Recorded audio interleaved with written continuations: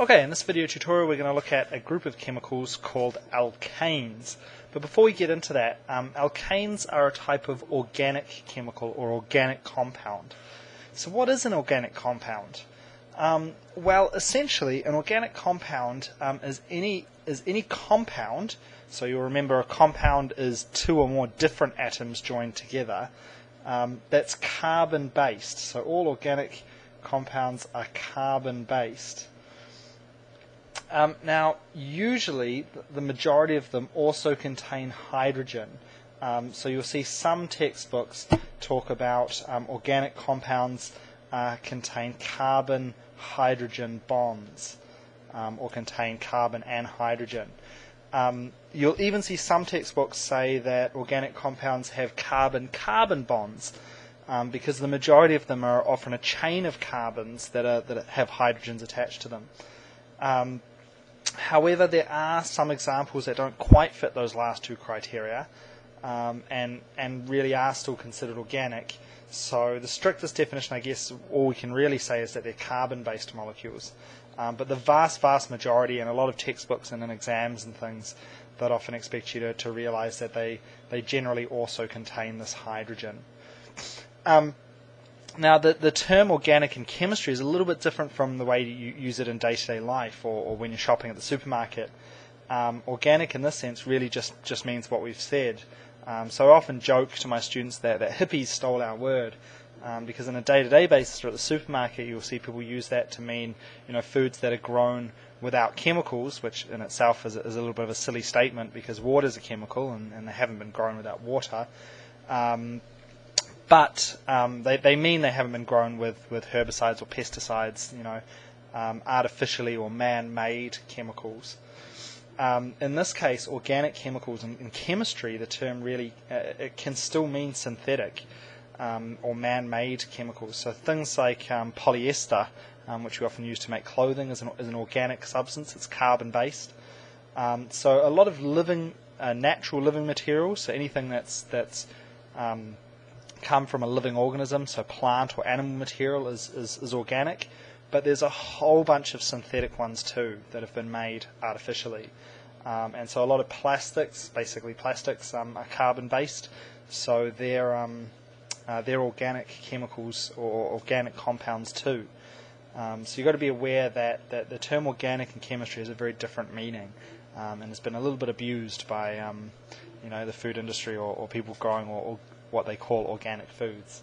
I had a lecturer once who used to joke about, she even saw once a bottle of water that said organic water, which by definition, it's water if it's pure, H2O, isn't organic, it's not carbon-based. And so the only way you could have organic water is if it's been contaminated with some organic material. The likely culprit might be, runoff from farms, some of the wastes produced from animals and things. So you don't really want your water to be organic. Anyway, so in chemistry, organic chemicals carbon-based, and we're going to look at a particular group of these, chemicals called alkanes. But before we get into that, we're going to look at how these chemicals are named. So organic compounds, organic chemistry is an area of chemistry I really enjoyed as a student because it follows a simple set of rules, a really simple set of rules. And if you follow those rules, you can name pretty much any chemical. Whereas I found in inorganic chemistry, there was a lot more to memorize in terms of the colors of compounds and how they react and things like that. Organic compounds seem to follow really nice patterns. So starting with that, organic molecules are often named based on the number of carbon atoms they contain, or if it's a chain of carbons, how long that chain is. So the number of carbon atoms, in a chain or in a row determines the prefix, the beginning of the name. So if a molecule or a compound contains one carbon atom, its name will begin with meth. So for instance, you may have heard of methane. Methane gas is an organic compound with one carbon atom in it. If it's got two carbon atoms, it'll start with eth. 3 prop, 4 bute, 5 pent, 6 hex, 7 hept, 8 oct, 9 non, and 10 dec. So those prefixes tell you how many carbon atoms are in the molecule. So you may have heard of octane or propane, things like that. So those are chemicals that, octane contains 8 carbons, propane contains 3, butane contains 4. So that the beginning bit tells you how big or how many carbons are in a chain in those molecules. So a really nice set of simple rules.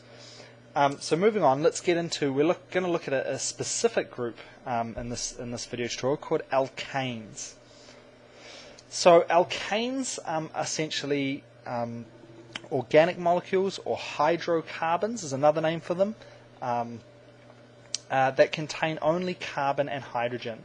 So we say this is the functional group that they contain. That means that the group, or the atoms that give it its function, is basically a carbon completely surrounded by hydrogen. So I've left this one blank because you could have another hydrogen here. So that would be methane. Or if we rub that one out, you could, for instance, have another carbon and then hydrogens coming off that. So carbon tends always to form 4 bonds, and we'll look at why that is in a minute. So this would be ethane. So eth meaning 2 carbon atoms in there. So alkanes, and just like the name itself kind of suggests, always end in ane, A-N-E. So I've put that down here. This is the suffix or the ending. So the prefix or the beginning is how many carbon atoms in there. So in this case it would be eth, E-T-H. And because it's completely surrounded by hydrogens, it doesn't have anything else, it's an ane, A-N-E. Alright, so in an alkane, each carbon atom has 4 bonds, and is bonded to at least 3, well, it's bonded to 3 hydrogens. If it's in the middle, it might only have 2, but is completely surrounded by hydrogens. That chain is completely surrounded by hydrogens. So you can see here, again, the beginning tells us how many. That tells us there's 2 carbons in there, and an ane tells us that basically it's completely surrounded by hydrogen. So let's move on. Let me just clear that.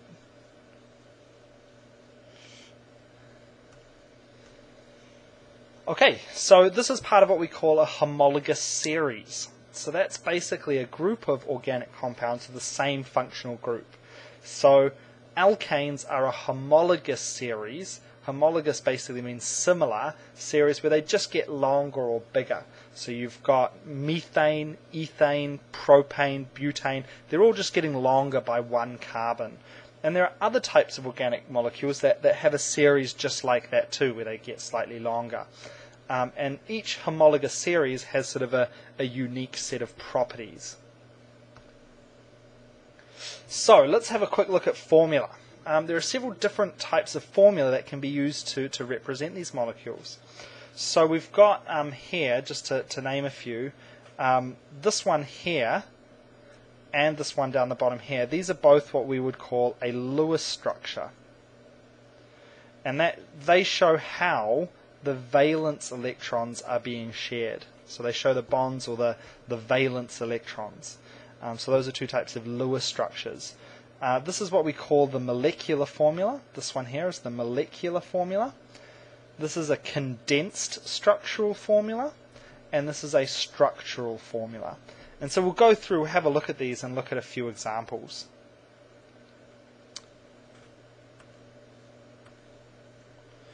So, Lewis structures. Basically what we use, and hopefully you've watched one of the other tutorials, or you've done this before, the dots basically represent valence, so outer shell electrons. Valence just means outer shell electrons.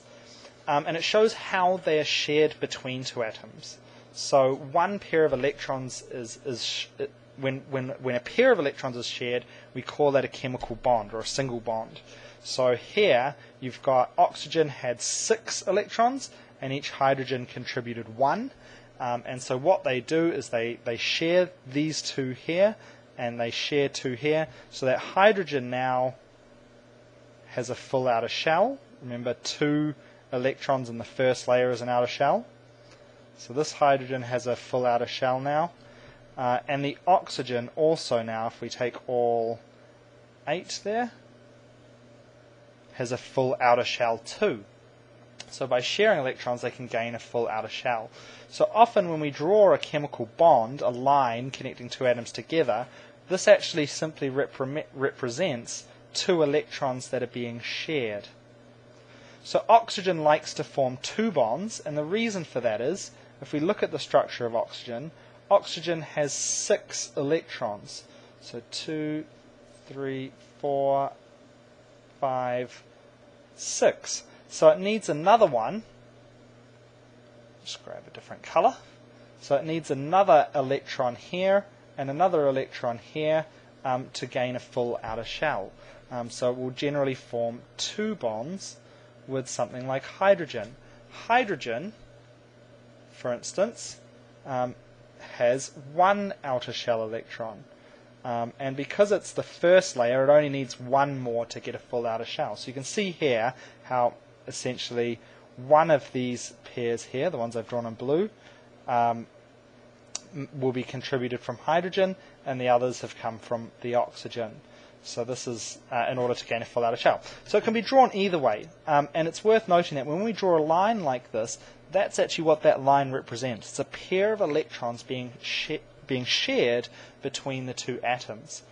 And when electrons are being shared, we call this a covalent bond.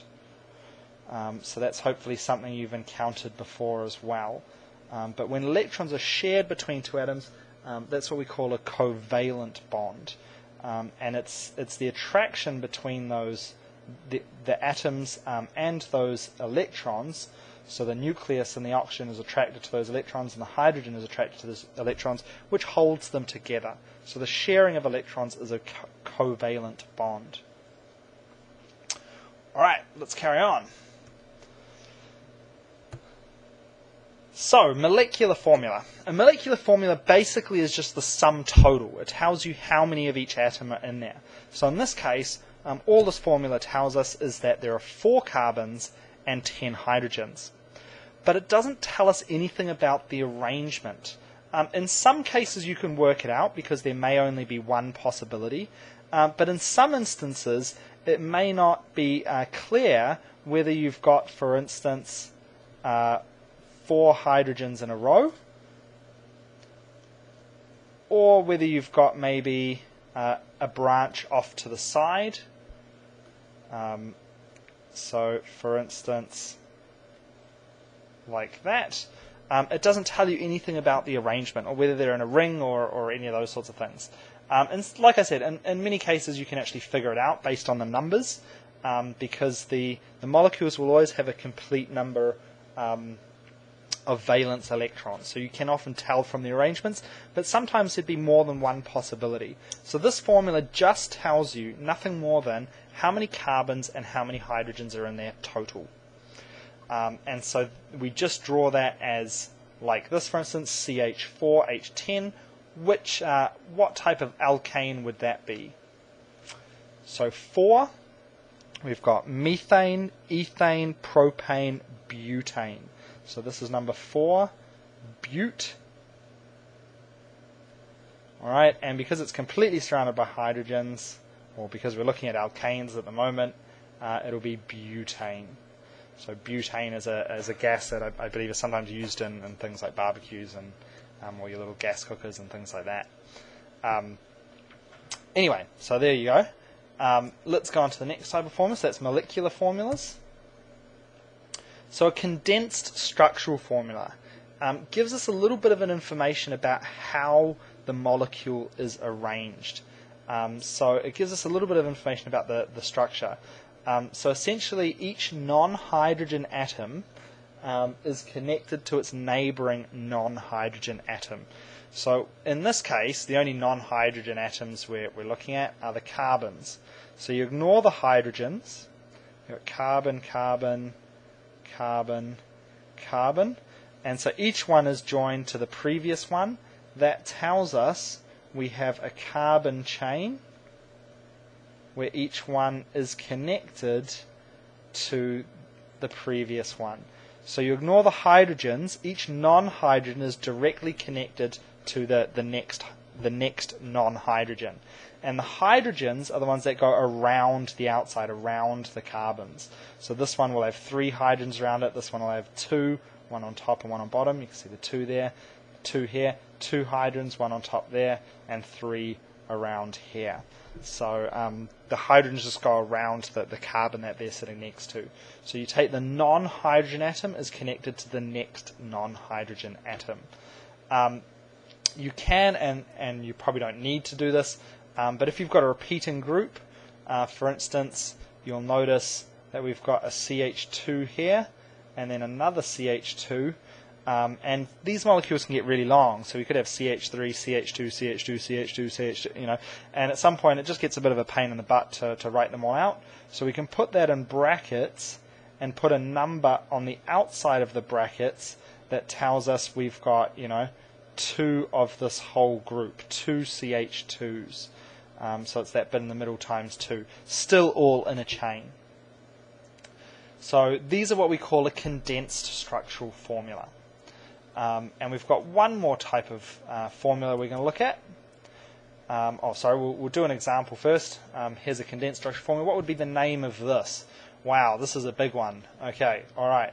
So we've got 1, 2, 3, 4, 5, 6, 7, 8, 9, 10 hydrogens. Carbons, 10 hydrogens. So it will be dec, and completely surrounded by hydrogen, decane. Fantastic. Okay, and we can write this. We can we can condense that even further, like I mentioned. So we could also write this as CH3. And then how do we do the middle bit? How many CH2s do we have? Well, we've got 8 CH2s. So I'll put my CH2. Now I can't just put an 8 on the end there because that would be CH28. What I do is I put it in brackets first, and then I can put an 8 here. It tells me I've got 8 of those, just one straight after the other, and then on the end I've got another CH3 again. So just a slightly more condensed version of the exact same thing. Okay, sorry, on to our last type. Our last type now. So that was decane. There's the condensed, further condensed version. Alright, so an expanded, or often just referred to as a structural formula. So it was the condensed structural, expanded structural, or simply just structural formula, is often drawn like this. And remember, each of these lines is a pair of electrons that is being shared. And so carbon, because it has 4 valence electrons, so carbon has 4 valence electrons. Because carbon has 4 valence electrons, it will try to form 4 bonds. And you can see here each of these carbons has 4 bonds.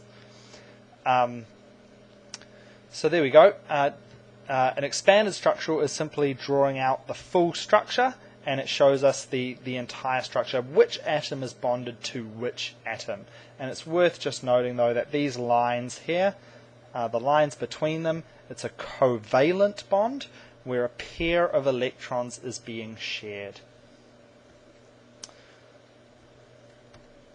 Cool, that takes us to the end of it. I hope you found that helpful, and we'll get on with the next one. Cheers.